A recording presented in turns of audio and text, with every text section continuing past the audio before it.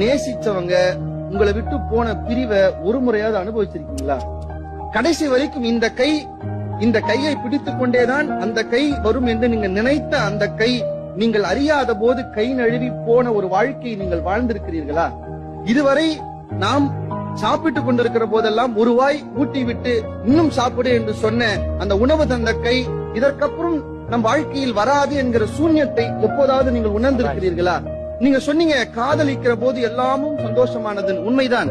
அந்த காதல் கைகூடினால் சந்தோஷம், கை கூடலனா யோசிச்சு பாருங்க. எது எல்லாம் வாழ்ந்த காலத்தில் இன்பத்தை கொடுத்ததோ, எது எதெல்லாம் அவங்களோடு வாழுகிற போது சந்தோஷத்தை கொடுத்ததோ, அது எல்லாம் அவர்கள் இல்லாத போது துன்பமாக மாறுகிற ஒரே மாய வித்தையை நினைவை தவிர வேறு எதுவும் இந்த வாழ்க்கையில் செய்வதில்லை என்பது நினைவுக்கு இருக்கிற அவ்வளவு பெரிய விஷயம்ங்க. நினைப்பதற்கு ஒரு மனம் இருந்தால் நினைத்து விடலாம், மறப்பதற்கு ஒரு மனம் இருந்தால் மறந்து விடலாம். இருப்பதோ ஒரு மனம், என்ன செய்ய இரண்டு மனம் வேண்டும்? இறைவனிடம் கேட்டேன், நினைத்து வாழ ஒன்று மறந்து வாழ ஒன்று என்று என் கேட்டார் என்றால், நினைவை விட சில நேரங்களில் மறதி மனிதனுக்கு தேவைப்படுகிறது.